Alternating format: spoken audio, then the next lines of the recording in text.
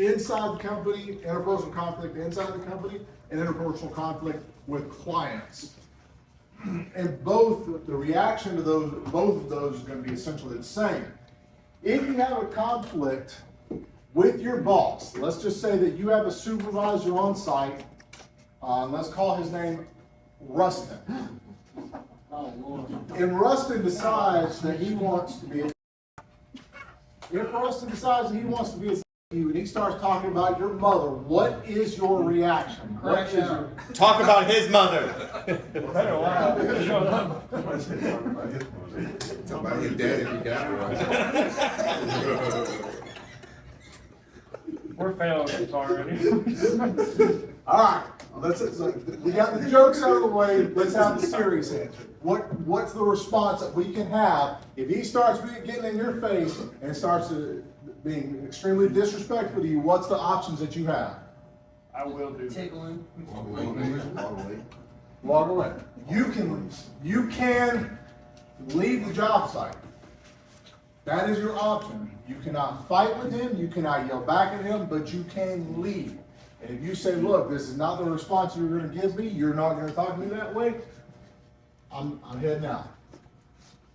That is not a write-upable offense. That's not something that we're going to write you up for. It's not something you get fired for.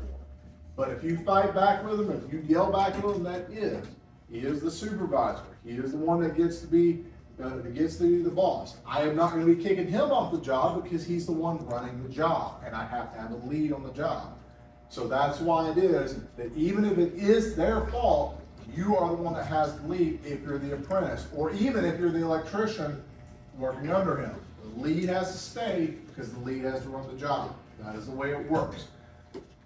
So does everybody understand that? It's not a matter of blame. You are not trying to assign blame at that point. All we're doing is trying to calm the situation down to where there isn't a confrontation on site. We have had it on site before. We have had it happen before where on site we've had guys yelling at each other inside of a house, cussing at each other, and that is absolutely not allowed. So with that being said, when it comes to a customer, and a customer is doing the same thing, you can probably guess what the response is. And I'm going to give you a little bit. I'm actually going to use Rustin again on this one. But before I do that, I want to reestablish. What do you do if a customer is being overly rude to you to a point where you feel like you're going to blow up at them? Yeah, you just leave the job site. You're not required to stay. We will not fire you when you say, if you respectfully say, I don't get talked to that way. My company doesn't allow you to talk to me that way.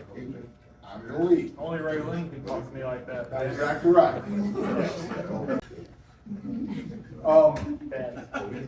So I have found it humorous. We did have somebody on one of the job sites that approached Rustin and said, hey, listen, I'm just going to kick you off the job site if you can't do what I tell you to do. And everybody knows Rustin's a smart ass at times, but never rude as far as I've ever seen. Rustin, what was your response? I just said I was sorry. I think you said, don't threaten me with a good time. Kick me out of Eddie V, that's too good to be true. He must have been full of So the fact is, that's the response. It's a funny response. It's not a response I'm really going to get upset about because there's not much he can say to that. He was trying to defuse the situation. Yeah. No, I did say don't threaten me with a good time, and I was like, I'm sorry if I upset you, man. And then he kept trying to push the issue. I just kept saying. And I know him well enough to know that we've run across him in the past where he does have a tendency to be a little bit aggressive. So the point I'm trying to make though is don't make the situation worse. Don't yell back at them. Don't fight with them. If you need to leave the job site, leave the job site. That is an okay response. And I want to make sure you guys know that the best response you can give if you get to the point where you aren't able to diffuse it.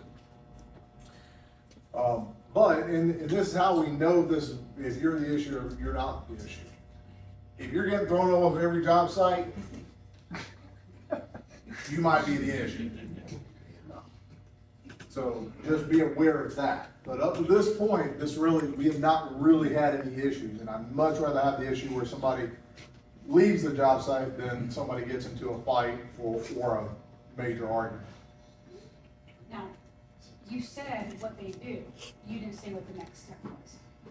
So as the employee leaves, and he's taking some of the stuff off the job site. They're calling the supervisor. Make sure you clock out.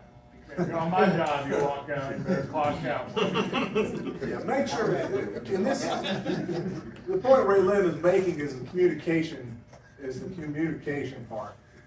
Make sure your supervisors know, and both of you really should make a phone call, and we'll hash it out at the end. Whatever happens, happens. As long as, we'll work it out, so long as we don't have a fight on the job site, either a verbal altercation or a physical altercation, we diffuse it by the person that's lower on the totem pole leaving.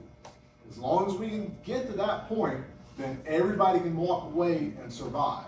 But if you get into a fight, it doesn't matter whether it was your fault or not. If you get into a fight, we're both of you. That is just the way that works. We do not tolerate fights on the job site.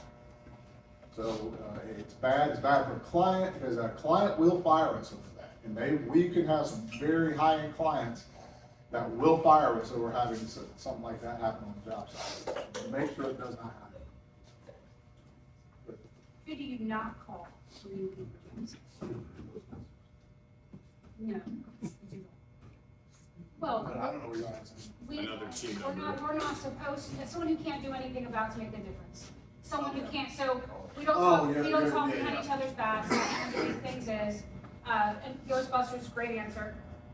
Thank you.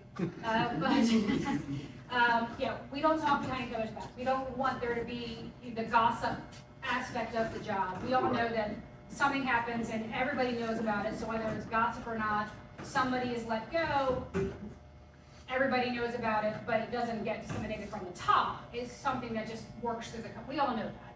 But what you do not do, you should not be calling another lead and start, oh man, this guy shows up today and and just start bad mouthing Yeah, the person. it makes That's zero difference to me if you supervisor tell me somebody else agreed with you. It doesn't, all I need to know is that it happened, and then we'll work it out from there.